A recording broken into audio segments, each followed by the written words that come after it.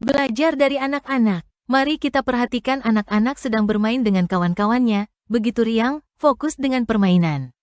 Kadang-kadang lupa waktu makan atau minum susu. Sampai ibunya atau pengasuh menyuruhnya makan atau minum. Dia terlalu asyik bermain tanpa mempedulikan apapun termasuk hasil dari permainan itu sendiri.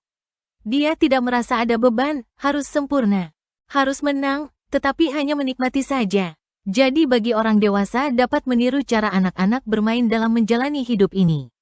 Menganggap hidup ini adalah suatu permainan, dengan tingkat lebih maju dari yang dilakukan oleh anak-anak. Tetapi prinsip dasarnya tidak jauh berbeda.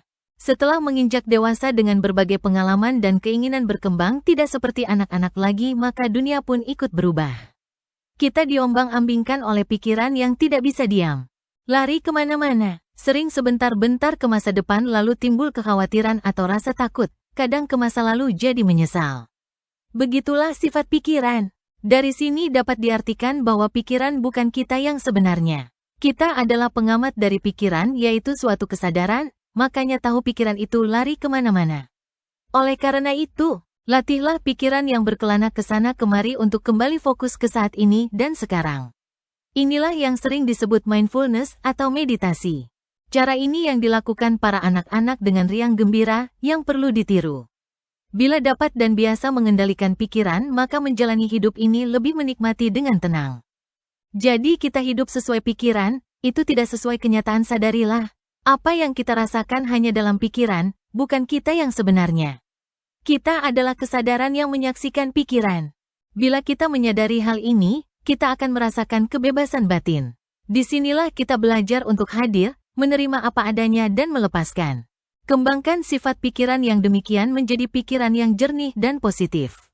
Berpikir yang jernih akan suka selalu bersyukur, selalu tersenyum, dapat mengakui kesalahan, tidak ada rasa takut. Dapat melihat sisi baik dari setiap masalah, dan selalu berbuat baik untuk semua orang. Mengapa harus berpikir jernih? Ada ungkapan yang terkenal bahwa berpikir jernih dapat menyelesaikan masalah tanpa masalah. Saat ada masalah biasanya pikiran kita menjadi kacau dan gelap. Solusi tidak nampak. Bila pikiran jernih, maka solusi seolah-olah di depan mata. Dalam keadaan demikian sering timbul stres dan keputusan yang diambil bisa menjadi salah. Kita berusaha menyelesaikan masalah seperti seorang dokter membuat diagnosa untuk memutuskan obat yang benar. Atau seperti montir mobil yang memperbaiki mobil mogok dengan tepat. Penyebab pikiran tidak jernih, terutama emosi yang negatif. Emosi negatif mengundang pikiran lari kemana-mana, tanpa arah yang jelas. Timbul rasa tertekan, timbul kemarahan. Banyak pikiran sehingga overthinking. Ada beberapa teknik untuk membersihkan pikiran, awalilah dengan membersihkan hati kita. Hati merupakan sumber utama segala masalah. Dengan menekuni ajaran agama, maka kita dapat kembali menyadari kesalahan berpikir saat ini. Agama mengajarkan hal-hal yang baik yang harus dilakukan dalam hidup ini. Cara lain dapat dilakukan dengan akal sehat, di mana selama ini pikiran dikuasai emosi negatif agar kembali ke jalan yang benar. Dapat dilakukan dengan cara berhenti sejenak, tarik nafas panjang. Memulai dengan kesadaran yang murni. Cara ini ada yang mengatakan dengan fungsikan otak kanan kita. Bila otak kanan berfungsi baik, maka timbul harapan hidup yang lebih baik. Ketidaktahuan masa depan tidak akan mengganggu jalan hidup kita, sehingga dapat fokus hidup di masa kini, di sini, dan sekarang.